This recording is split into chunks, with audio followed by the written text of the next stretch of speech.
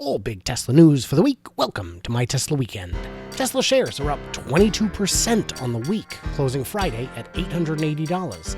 But the whole market did pretty well, despite the unrest, with the Dow finishing up 1.5%, the Nasdaq up 1.8%, and the S&P up 1.6%, with almost a quarter of the S&P's gain attributable to Tesla alone. This means Tesla has overtaken Tencent as the 7th most valuable company, and because this graphic is one day out of date, they've actually overtaken Facebook. Congratulations, number 6th in the world. Since Elon owns no less than 20% of Tesla, he's now officially the richest man on Earth, the richest person on Earth, the richest person in the solar system, the richest human in the universe, and the only person in modern history to hold this title as an African American. All technically true. And his response, in typical Elon fashion, was 6 words of tweets. First one being, "How strange." The second one being, "Well, back to work." So why is the stock on such a tear? Well, a bunch of analyst upgrades. Although index funds opened their positions in December, there are still trillions in assets under management likely to buy in, and analysts are tripping over each other to raise their price targets.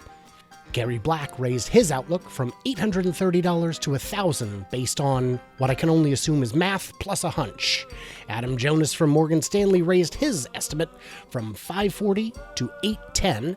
Good job, just barely ahead of the actual value. And RBC admits they got their call completely wrong.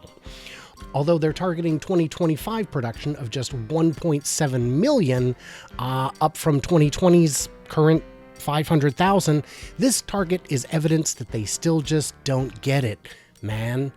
Fremont, Shanghai, Berlin, and Austin can produce more than that, and they'll all be online and ramped well before the end of 2022. So I guess RBC can save this article and run it again, word for word, in 2 years. I mean, that's got to save them some time and money right there.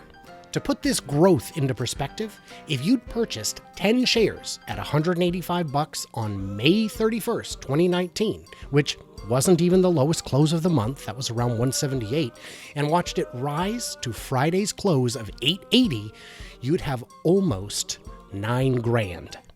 Oh wait, we almost forgot about the stock split. Sorry, that $1,800 investment would be enough to buy a Model 3 or Model Y today. That was 223 days ago, or 159 work days, assuming you never took time off, so at minimum wage, you'd have only made $9,200.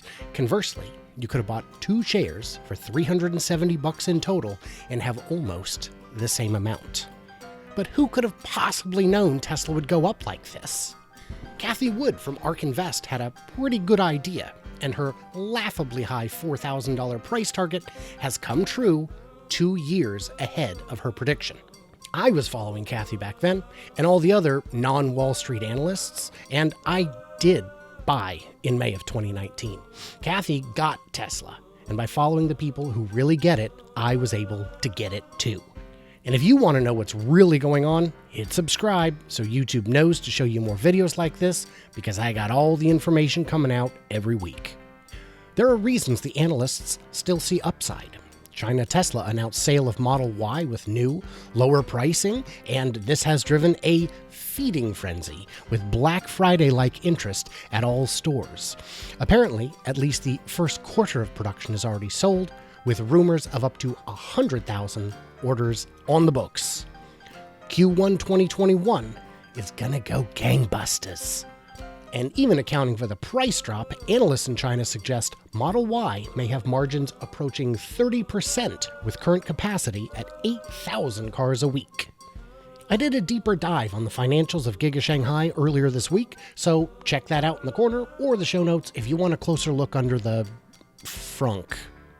Thank you to my Patreons who get extra content as well as help keep me going, including my newest supporters Andy D at the very cool level and Bruce Campbell at the cool level. And there are also reports that Giga Shanghai could begin production of their $25,000 model as early as 2022, which would expand the market for Tesla's products significantly.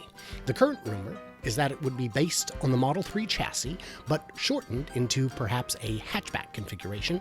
which would definitely accelerate the timeline using the same chassis, but my money is still on a completely new design. With the battery supply ever the apparent constraint, Tesla has entered into an agreement with Panasonic to start producing 4680s in Nevada. But as we've reported in previous week's news roundups, Tesla has supply agreements with all the major battery producers, CATL, LG, and Panasonic, as well as their own in-house production plans and raw materials sourced from just about everyone all over the world. And think about it from a supplier perspective. Would you rather sell to Tesla at a slimmer margin, knowing they're all in on EVs, or gamble with a legacy company who may pull the plug in a year or two in favor of their more profitable dyno burners? History repeats itself, just with shorter shorts. The National Highway Traffic Safety Administration has concluded their investigation into sudden unintended acceleration and found nothing wrong with the vehicles, citing drivers using the wrong pedal. It's an easy enough mistake to make. You think you're on the brake, you apply some pressure and it speeds up, you panic and mash it to the floor. I watched my own kids do it when learning to drive. I'm sure we've all seen it at least a time or two. Teslarati has noticed what appears to be an aggressive expansion of the SuperCharger network, which Tesla is in a good position to afford and would only serve to benefit demand moving forward as it grows.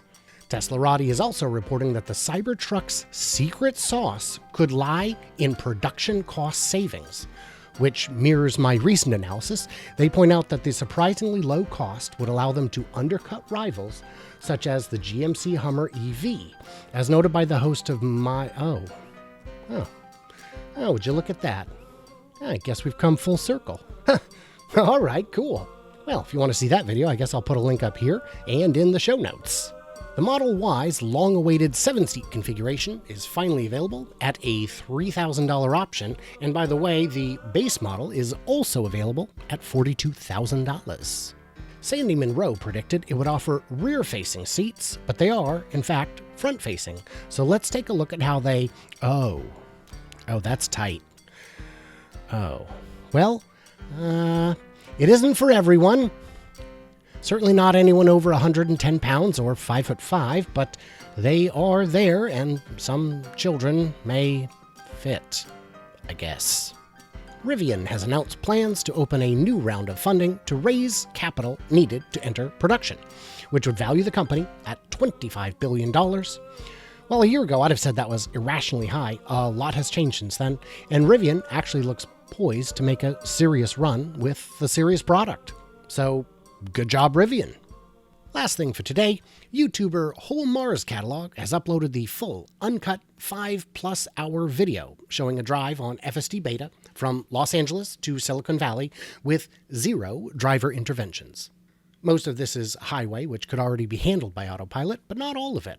And while this still doesn't rise to the level of absolute proof that the system works, it's an amazing demonstration by an actual owner. The exceptions in the video include touching the wheel as required, activating the blinker to suggest lane changes, and taking over to actually charge the car. FSD never disengages on its own.